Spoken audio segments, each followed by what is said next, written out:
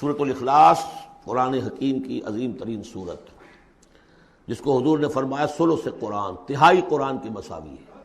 توحید باری تعالیٰ پر جامع ترین سورت، مختصر ترین اور جامع ترین۔ قل هو اللہ احد، کہہ دیجئے وہ اللہ ایک ہے، نہیں تنہا ہے۔ ایک کے لیے لفظ واحد ہے، واحد سے تو اثنان ثلاثہ شروع ہو جاتی ہے، اکیلا، دی موسٹ یونیک پرسن۔ قل هو اللہ احد، تنہا ہے، اللہ الصمد، باقی تمام مخلوقات کا وہی مرجع ہے۔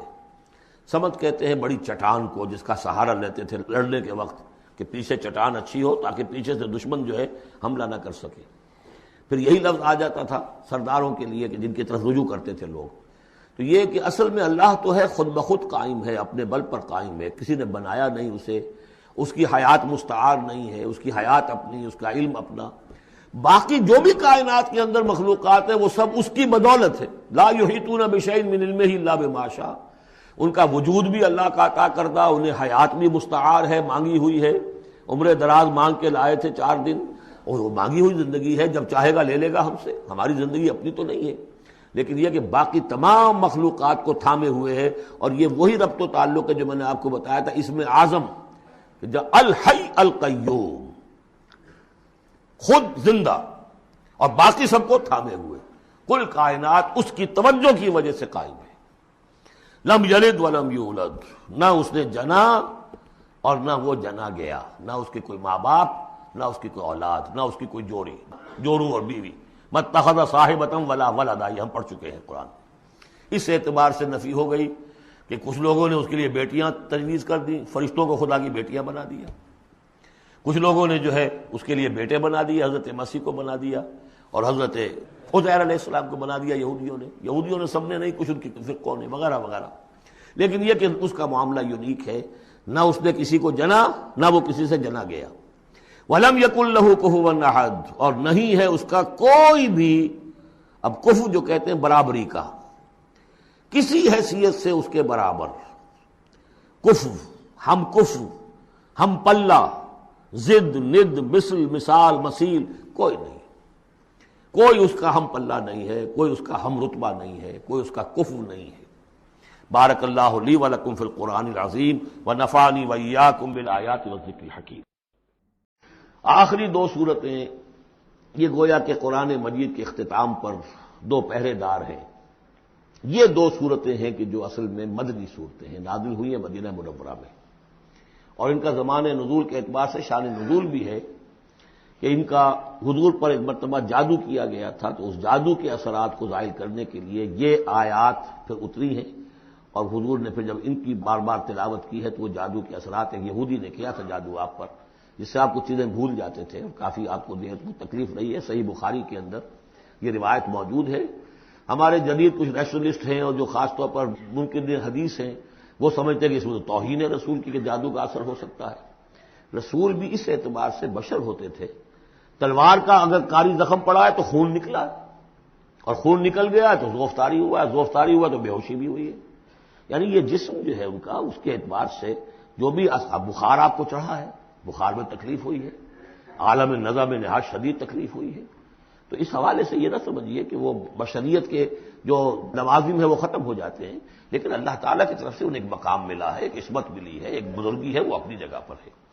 تو جادو کا وہ واقعہ بالکل صحیح ہے جو ہوا ہے، لیکن اس کے لیے اب یہ 2 صورتیں ہیں، اور یہاں خاص طور پر نوٹ کر لیجئے کہ یہ معوذتین، یہ ایک صورت بھی ہو سکتی تھی، لیکن قرآن حکیم میں جو عام مزاج ہے کہ صورتیں جوڑوں کی شکل میں ہیں، تو 2 حصوں میں تقسیم کر دیا۔ اور اس کی تقسیم کیا ہے؟ ایک وہ چیزیں ہیں جو انسان پر باہر سے حملہ آور ہوتی ہیں، اور ایک چیز وہ ہے جو انسان کے اپنے اندر سے حملہ آور ہوتی ہے۔ ان دونوں کو 2 علیحدہ چیزوں میں رکھ کر اور سکھایا گیا ہمیں کہ تم ہمیشہ اللہ کی پناہ طلب کرتے رہا کرو ان چیزوں کے اثرات سے، ان چیزوں کے اثرات بد سے اپنے آپ کو بچانے کے لیے۔ بسم اللہ الرحمن الرحیم، قل اعوذ برب الفلق، کہو کہ میں پناہ میں آ گیا صبح کے رب کی۔ فلق، فلق ویسے تو یہ لفظ ہم پڑھ چکے ہیں سورہ انعام میں، فالق الاصباح، رات کی تاریکی کا پردہ پھٹتا ہے اور سپیدہ سحر نمودار ہوتا ہے، یا گٹھلی فالق الحب والنوائے، تو وہ جو گٹھلی ہوتی ہے وہ بھی پھٹتی ہے تو اس میں سے دو پتیاں نکلتی ہیں تو درخت بنتا ہے۔ اس اعتبار سے فلق سے مراد یہاں صرف صبح نہیں ہے، بلکہ جو اگلی صورت میں آ رہا ما خلق، جو بھی کچھ اس کائنات میں اس نے پیدا کیا ہے در حقیقت وہ عدم کا پردہ چاک کر کے اس کو وجود بخشا ہے، عدم سے، عدم محض سے، کریشن ایکس نہیلو، بغیر کسی شے کے کسی شے کو بنانا۔ تو قل اعوذ برب الفلق من شر ما خلق، میں پناہ میں آتا ہوں اس کی تمام مخلوقات کی پناہ سے۔ اب آپ غور کیجئے، مخلوق ظاہر بات ہے خالق کی طرح کامل تو نہیں ہو سکتی، مخلوق کے اندر کوئی نہ کوئی پہلو جو ہے وہ کمی کا، تقصیر کا، نقص کا رہ جائے گا۔ تو گویا کہ ہر مخلوق میں شر کا پوٹینشل ایلیمنٹ موجود ہے۔ یہ دوسری بات ہے کہ اللہ تعالیٰ کسی کو سہارا دے دے، کسی کو تو اپنی طرف سے عصمت عطا کر دے، اپنی طرف سے خصوصی پروٹیکشن عطا کر دے، پوٹینشلی خلق جو ہے وہ گویا کہ مستلزم ہے اس کے ساتھ شر کے اندر کا پہلو موجود ہوگا۔ قل اعوذ برب الفلق من شر ما خلق، یعنی وہ شر جو ہے خود اپنی جگہ پر کوئی علیحدہ مستقل وجود رکھنے والی شے نہیں ہے، بلکہ وہ شر جو ہے خلق کے اندر جو کمی کا پہلو ہے۔ جیسے ہم نے انسانوں کے بارے میں پڑھا، خلق الانسان من عجل، انسان کی سرشت میں جلد بازی ہے۔ خلق الانسان ضعیفا، انسان کمزور پیدا کیا گیا ہے۔ جو اس کا فطرت والا پہلو ہے، جو روحانی پہلو ہے، وہ تو ہے انا خلقنا الانسان فی احسن تقویم، لیکن جو یہ حیوانی پہلو ہے اس کا جو مادی وجود ہے، اس میں تو ضعف بھی ہے۔ ان الانسان خلق ہلوعا اذا مسہ الشر جزوعا واذا مسہ الخیر منوعا، تو یہ تمام چیزیں جو ذہن میں رکھیے۔ قل اعوذ برب الفلق من شر ما خلق، جو بھی مخلوقات ہیں ان میں سے جو بھی شر کا پہلو ہے میں اس سے اے پروردگار تیری پناہ میں آتا ہوں۔ ومن شر غاسق اذا وقب، خاص طور پر یہ رات کو ڈھانپ لینے والی جو ہے رات، اندھیرا، یہ ظاہر بات ہے اسی پھر رات کے پردے میں چوری بھی ہے، ڈاکہ بھی ہے، اسی میں پھر غول بیابانی جو ہیں، شیاطین جن ہیں، ان کا بھی جو حرکتیں ہوتی ہیں، پھر یہ ساری چیزیں جو ہے اسی کے سلسلے من شر غاسق اذا وقب، سانپ بچھو وغیرہ بھی اسی وقت نکلتے ہیں۔ ومن شر النفاثات فی العقد، اور جو عورتیں گانٹھیں باندھ کر پھونکے مارتی ہیں، یہ جو بھی ٹونے ٹوٹکے ہوتے ہیں اور اس کی وجہ سے لوگوں کو نقصان پہنچایا جاتا ہے، گویا کہ یہ بھی اس کے اندر بھی کوئی حقیقت ہے، یہ سفلی عملیات بھی ہیں، ان کے بھی اثرات ہیں۔ جیسے کہ ہم جانتے ہیں کہ جادو جو ہے حق ہے، برحق ہے، اگرچہ کفر ہے، شراب کی تاثیر ہے لیکن حرام ہے، کچھ نہ کچھ حقیقت ان لکیروں میں بھی ہے، لیکن ہمیں روک دیا گیا کہ ان کے چکر میں مت پڑو۔ یہ جو منجمی ہے، نجوم کی حرکت، اس میں بھی کچھ نہ کچھ حقیقت ہے لیکن روک دیا گیا۔ تو کسی چیز کا ہونا بالفعل یہ اور شے ہے، لیکن اس کا جائز ہونا یہ اور شے ہے۔ تو بالفعل یہ عملیات ہیں جو سے اچھے اعمال ہیں، اور ان کو جو ہے کوئی اچھے اوراد ہیں، اچھے وظائف ہیں، تو ان کے کچھ اثرات جو ہیں اچھے ہو سکتے ہیں۔ اسی طریقے سے اس قسم کی چیزوں میں جادو کے کلمات ہوتے ہیں، ان کی بھی تاثیر ہے۔ اور وہ جو عورتیں جو ہے وہ جادو کرتے ہوئے، جس کو ہم کہتے ہیں کہ وہ تعویذ گنڈا وغیرہ جو ہوتا ہے، پھر وہ اس میں پھونکے مارتی ہیں، تو اللہ تعالیٰ سے میں ان کے شر سے بھی پناہ چاہتا ہوں۔ وَمِن شَرِّ حَاسِدٍ إِذَا حَسَدَ، اور حسد کرنے والے کے شر سے بھی میں اللہ کی پناہ طلب کرتا ہوں، جبکہ وہ حسد اپنا استعمال کرے۔ اگر حسد ہے دل کے اندر ہے تو بات اور ہے، حسد کو بروئے کار لائے وہ، اور وہ انسان کے درپے ہو جائے اس حسد کی وجہ سے اس سے کوئی نقصان پہنچانے کو۔ اور اسی کتابیں ہے عین، العین حق، کہ اگر انسان اس حاسدانہ نگاہ سے کسی کو دیکھتا ہے اس کے بھی اثرات ہوتے ہیں، اور اس دیکھنے کے بھی کچھ برے اثرات جو ہیں وہ ظاہر ہو جاتے ہیں۔ تو یہ تمام چیزیں اپنی جگہ پر ہیں، لیکن ان سے پناہ کرنے کے لیے آپ لمبے چوڑے کوئی اور سلسلوں میں نہ پڑیں، یہی معوذتین اللہ نے جو محمد رسول اللہ کو تلقین فرمائے، سارا دار و مدار ان پر ہونا چاہیے۔ تعوذ کرتے رہیں، اس لیے کہ ہم پڑھ چکے ہیں سورہ بقرہ میں کہ حضرت سلیمان کے زمانے میں جنات جو تھے انہوں نے یہ سارے کام شروع کیے تھے، اور لوگ ان سے سیکھتے تھے جادو ٹونا، اور آج بھی نقش سلیمانی کے نام سے بکتے ہیں اس قسم کے جو بھی تعویذات ہوتے ہیں، اور وہ ایک دھندا بنا ہوا ہے۔ تو اس کو لوگوں نے سیکھا، اور وہ لوگ جو ہے آج بھی ہمارے ہاں یہ چیزیں چل رہی ہیں، لیکن یہ چیزیں حرام کی گئی ہیں، اور کہا گیا ہے کہ کوئی کسی کو نقصان نہیں پہنچا سکتا جب تک کہ اللہ کا اذن نہ ہو۔ اگر یہ یقین انسان کے دل میں ہو تو پھر اسے کوئی نقصان نہیں ہوگا۔ اور ویسے تو یہ ہے کہ تکلیف اللہ کی طرف سے کسی وقت آ سکتی ہے بغیر اس کے کہ کوئی اور آپ کو پہنچائے، اللہ کی طرف سے خود بھی آ سکتی ہے۔ بارک اللہ لی ولکم فی القرآن العظیم ونفعنی وإیاکم بالآیات والذکر الحکیم۔ یہ جو ہے سورۃ الکافرون، یہ گویا کہ ایک اعلان ہوتا ہے آخری کسی نبی کی طرف سے کہ جب کہ وہ اپنی دعوت پیش کر چکا ہو، اتمام حجت کر چکا ہو، ہر طرح سے بات واضح ہو چکی ہو اور قوم اس کی نہ مان رہی ہو، تو پھر وہ اعلان برات کرتا ہے، اب میرا تم سے کوئی تعلق نہیں۔ قل یا ایھا الکافرون لا اعبد ما تعبدون، کہہ دیجئے اے نبی، اے کافروں۔ یہ انداز کبھی بھی داعیانہ نہیں ہوتا، داعی کا انداز ہوتا ہے یا ایھا الناس، اے لوگوں، اے خدا کے بندو، یا ایھا الکافر، یہ ہے گویا کہ اعلان برات اس وقت جب کہ اب وہ سیپریشن ہو رہی ہے۔ آپ دیکھیں گے لکم دینکم ولی دین، ٹھیک ہے، تم نے جو تھا اپنے لیے چن لیا، اب تمہیں مبارک ہو، میرا دین وہ ہے جس پر میں قائم ہوں۔ تو گویا کہ اب تمہارے درمیان ڈائلاگ بھی ختم ہے۔ قل یا ایھا الکافرون لا اعبد ما تعبدون، میں ہرگز پوجنے والا نہیں اس کو جنہیں تم پوجتے ہو، ولا انتم عابدون ما اعبد، نہ تم پوجنے والے اس کو جسے میں پوجتا ہوں۔ اس میں نفی ہو رہی ہے۔ وہ کہتے تھے ہم تو اللہ کو بھی پوجتے ہیں، ہاں اس کے ساتھ کچھ اور چیزوں کو بھی پوجتے ہیں، لیکن اللہ کا پوجنا اگر کسی شرک کے ساتھ ہے تو وہ نفی ہے اس کی بالکل۔ ولا انتم عابدون ما اعبد، کوئی تمہارا اپنا تصور کا اللہ ہوگا، کوئی خدا جو تم نے بنا رکھا جسے پوج رہے ہو، میں جسے پوج رہا ہوں اسے تم نہیں پوج رہے۔ ولا انا عابد ما عبدتم، اور نہ ہی میں ہمیشہ آئندہ بھی کبھی بھی پوجنے والا ہوں اس کا جس کی بندگی تم کر رہے ہو۔ ولا انتم عابدون ما اعبد، نہ تم پوجنے والے ہو اس کی جس کو میں پوج رہا ہوں۔ لکم دینکم ولی دین، اب میرے اور تمہارے راستے علیحدہ ہو گئے، تمہارے لیے تمہارا دین، جو طریقہ تم نے اختیار کیا ٹھیک ہے، تمہیں مبارک ہو، میرے لیے میرا دین ہے۔ بارک اللہ لی ولکم فی القرآن العظیم ونفعنی وإیاکم بالآیات والذکر الحکیم۔ سورۃ الناس اب یہ آخری سورت ہے، میرے نزدیک یہ آخری گروپ جو ہے سورتوں کا جو سورہ ملک سے شروع ہوا ہے۔ یہ دونوں پارے جو ہیں یہ سوائے ان دو صورتوں کے سب مکیات پر مشتمل ہیں صورتوں پر، اور صرف یہ دو صورتیں جو ہیں یہ مدنیات ہیں۔ اور ریسیپروکل نوٹ کر لیجئے، پہلا گروپ جو تھا اس میں مکی صورت صرف ایک تھی، سورہ فاتحہ، اور مدنی صورتیں 6.25 پارے پر پھیلی ہوئی، سورہ بقرہ، آل عمران، نساء اور مائدہ۔ اس کے بالکل برعکس ریسیپروکل نسبت یہاں ہے کہ یہاں پر یہ دو صورتیں ہیں چھوٹی چھوٹی، باقی دونوں پارے جو ہیں سب کی مکی صورتوں پر مشتمل ہیں، اور اس آخری صورت کا جوڑ مل جائے گا پہلی صورت کے ساتھ، یہ بھی میں آپ کو بتا دوں گا۔ بسم اللہ الرحمن الرحیم، قل اعوذ برب الناس، کہیے کہ میں پناہ میں آتا ہوں جو تمام انسانوں کا رب ہے اس کی پناہ میں۔ ملک الناس، صرف رب ہی نہیں ہے، بادشاہ ہے، تمام انسانوں کا بادشاہ ہے۔ الہ الناس، تمام انسانوں کا معبود ہے۔ من شر الوسواس الخناس، اس وسوسہ کرنے والے خناس کی جو پیچھے چھپ جاتا ہے، الذی یوسوس فی صدور الناس، جو لوگوں کے سینوں میں وسوسہ اندازی کرتا ہے، اس کے شر سے پناہ مانگتا ہوں۔ یہ جو شیطان لعین ہے جس کے بارے میں آتا ہے کہ ان الشیطان یجری من الانسان مجری الدم، حضور کی حدیث ہے یہ شیطان تو اس طریقے سے انسان کے وجود میں سرایت کر جاتا ہے جیسے کہ خون سرایت کر رہا ہے۔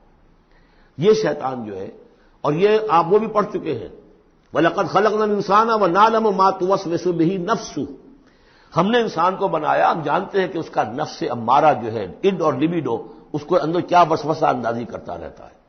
تو شیطان کو بھی کوئی اور اختیار حاصل نہیں ہے، ہمارے اپنے سفلی داعیات، ہمارے جو اینیمل انسٹنکٹس ہیں، ہماری جو خواہشات ہیں، شہوات ہیں، ان کو وہ بھڑکاتا ہے، جس کے لیے حدیث میں آتا ہے کہ اس کی تھوتنی جو ہے وہ زمین جو وہ دل کے اوپر ٹکا کر پھونکے مارنی شروع کرتا ہے تاکہ وہ شہوت میں اشتعال پیدا ہو جائے اور سفلی جذبات میں اشتعال پیدا ہو جائے، اس کی اس کو اللہ تعالیٰ نے طاقت دی ہے۔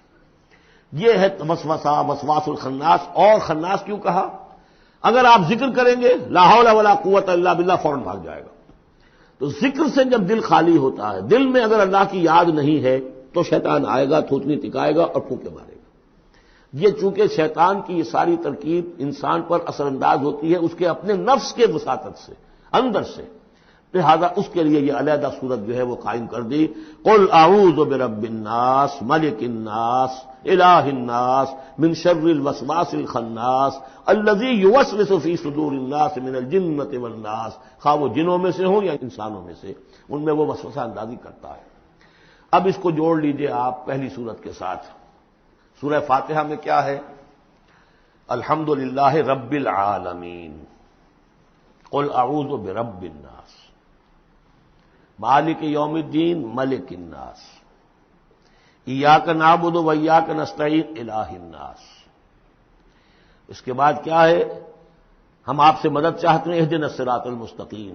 یہاں اس کے برعکس ہے، ہمیں اپنی پناہ میں لے لے. بات تو ایک ہی ہے، ہمیں سیدھی راہ کی ہدایت دے، ہمیں شیطان سے پروٹیکشن عطا کر دے. بات ایک ہی ہے، مضمون بالکل وہی سورہ فاتحہ کا. قل اعوذ برب الناس الحمدللہ رب العالمین الرحمن الرحیم مالک یوم الدین ملک الناس. اور معبود ہے ایاک نعبد و ایاک نستعین. اب ہم نے استعانت مانگی. اب استعانت، استعاذہ یہ ایک ہی طرح کے الفاظ ہیں. مدد مانگنا، پناہ طلب کرنا، استغاثہ، استعانہ، استمداد، مدد مانگنا، استنصار، نصرت طلب کرنا، باب استفعال کے تمام الفاظ جمع کر دیجئے. تو عبادت، ہم عبادت کرتے ہیں تیری ایاک نعبد، لیکن ہمیں استعانت، تیری مدد چاہیے اس کے لیے. تو معبود ہے، ہم تیری عبادت کا فیصلہ کرتے ہیں لیکن تیری مدد کے محتاج ہیں. اے اللہ ہم تیری عبادت کا وعدہ کرتے ہیں لیکن تیری طرف سے ہمیں پروٹیکشن چاہیے کہ شیطان کے وسوسوں سے، وسوسہ اندازی سے ہمیں محفوظ کر دے. اس طریقے سے یہ سورہ مبارکہ ایک اعتبار سے مثنیٰ بن جاتی ہے سورہ فاتحہ کا، اور گویا کہ قرآن مجید کی آخری سورت اور پہلی سورت کے مابین ایک مشابہت قائم ہو جاتی ہے. بارک اللہ لی ولکم فی القرآن العظیم ونفعنی وإیاکم بالآیات والذکر الحکیم. دعا ایک تو ابھی ہم پڑھ لیں گے جو دعائے ختم قرآن ہے، میں اس کا ترجمہ آپ کو بتا دینا چاہتا ہوں تاکہ آپ جب وہ دعا سنیں گے تو پھر اس کا ترجمہ بھی آپ کے سامنے رہے. تو یہ اور بڑی اہمیت کے ساتھ اس دعا کو سمجھیے. اللہم آنس وحشتی فی قبری.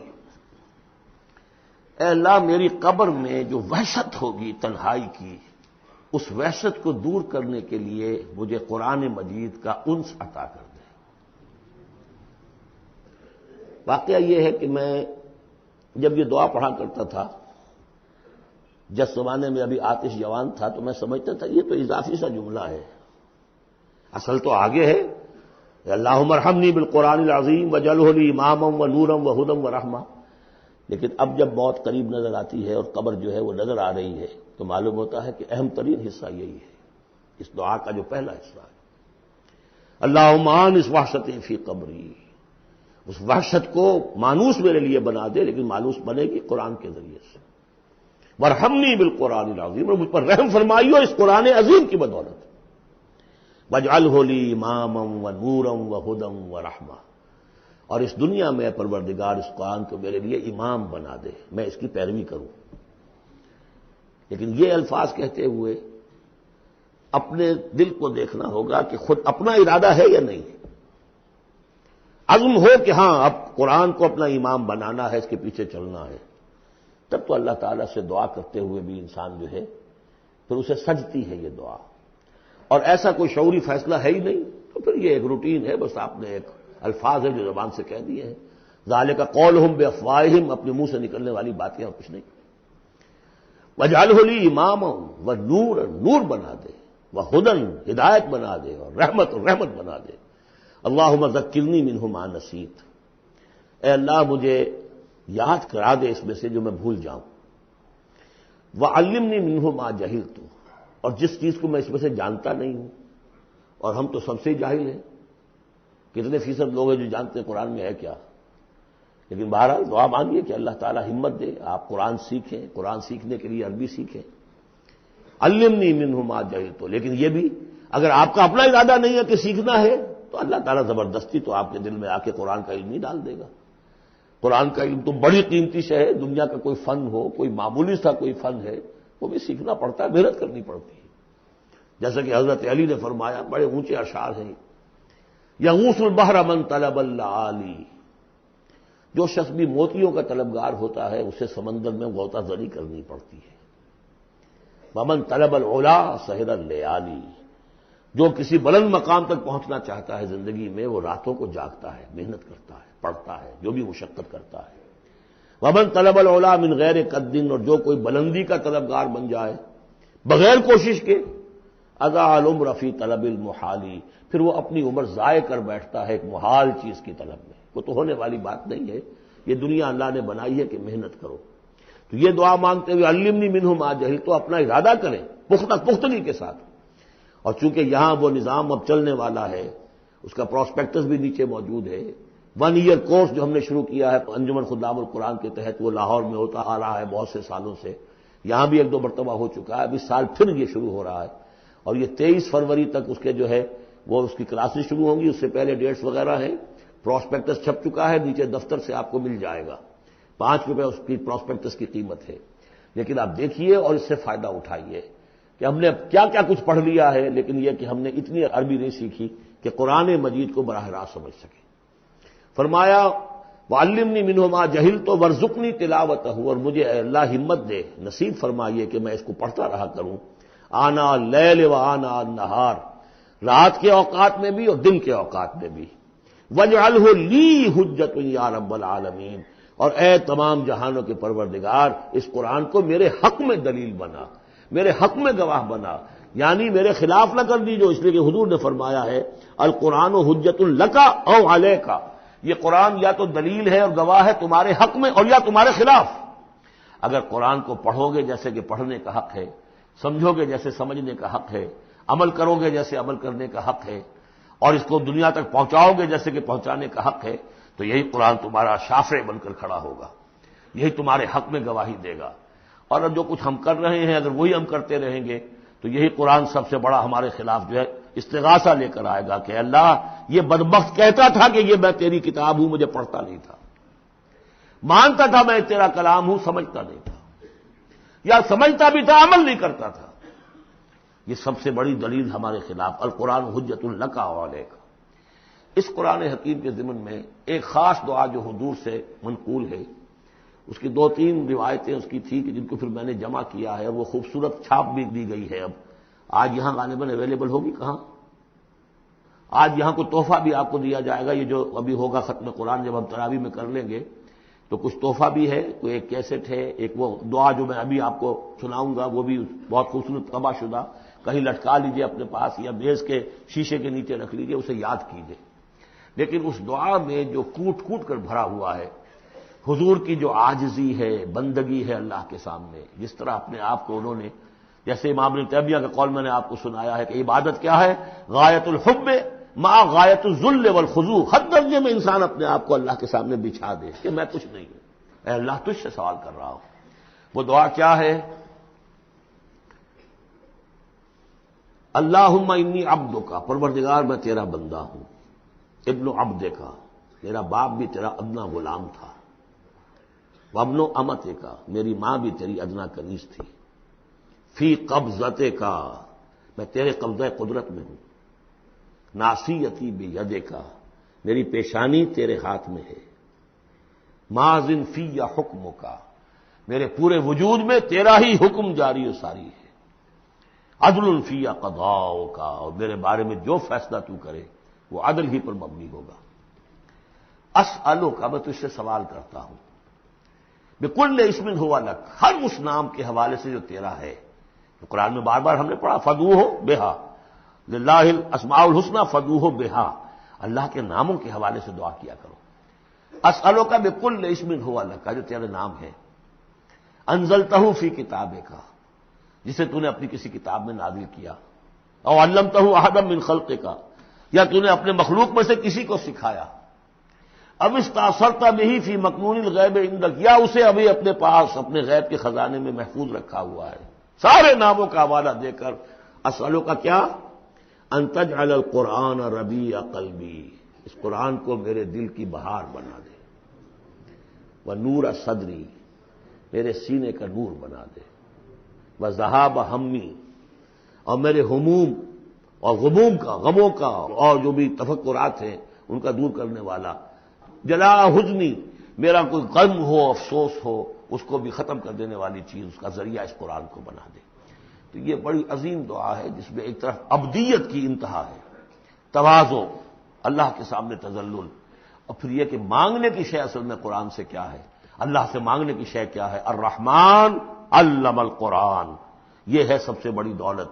یا ایھا الناس قد جاءتکم موعظۃ من ربکم وشفاء لما فی الصدور وہدی ورحمۃ للمؤمنین قل بفضل اللہ وبرحمتہ فبذلک فلیفرحوا ھو خیر مما یجمعون۔ تو یہ دعا جو ہے آپ مانگیں گے، اور اسی پر اب میں اپنی گفتگو ختم کر رہا ہوں۔ بہرحال جو بھی خدمت میں کر سکا ہوں، 25 دن آج ہو گئے ہیں، اس سے پہلے 3 دن میں یہاں آ چکا تھا، 2 دن میرے لیکچرز ہوئے ہیں یہاں پر تعارف قرآن کے ضمن میں، 25 دن تک یہ معاملہ چلا ہے، روزانہ 4 گھنٹے، آج 2 گھنٹے 2.5 گھنٹے ہو گئے ہیں، ایک روز 5 گھنٹے بھی تھے۔ اللہ تعالیٰ میری اس محنت کو قبول کرے۔ اس دفعہ میں نہیں سمجھتا تھا کہ میں یہ کر سکوں گا، بڑی ڈرتے ڈرتے میں نے اپنی اس خواہش کا اظہار کیا تھا، اللہ سے دعا کی تھی، اس لیے کہ صحت بہت خراب چل رہی تھی، لیکن بہرحال اللہ نے ہمت دی ہے۔ اب جس کو بھی اس سے کوئی خیر پہنچ جائے وہ میرے حق میں بھی دعا کرے۔ باقی اصل بات سمجھنے کی یہ ہے کہ 25 دن تک جو کچھ قرآن ہم نے سمجھا ہے، اب میں چاہوں گا کہ اس کے بعد یہ نماز ہم پڑھیں گے، اس کے بعد وہ دعا جو ہے ختم قرآن کی امام صاحب حافظ صاحب ان کے پیچھے ہم نے سنا ہے وہ مانگیں گے، اس کے بعد شیرینی اور تحفہ تقسیم ہو جائے گا، اور پھر یہ سمجھیے کہ آدھے گھنٹے کا وقفہ ہوگا تاکہ آپ وہ فریش اپ ہو جائیں۔ پھر 1 گھنٹے میں جتنے سوالات کے جوابات میں دے سکوں گا، جو سوالات آئے ہیں میں جواب دوں گا، باقی کو پھر قرض رکھ لیں گے، پھر کسی کبھی یار زندہ صحبت باقی، اور پھر جو ہے مجھے آپ سے آخری گفتگو کرنی ہے، اور مجھے بتانا ہے کہ دین کا کوئی کام جو میں کر رہا ہوں کس نہج سے کر رہا ہوں، اس کے کون کون سے شعبے ہیں، کس کس سے آپ کس طور سے متعلق ہو سکتے ہیں، اس میں میری دعوت کیا ہے، میرے دست و بازو بنے تو، اور اپنے طور پر کریں تو، اللہ تعالیٰ کے دین کے لیے۔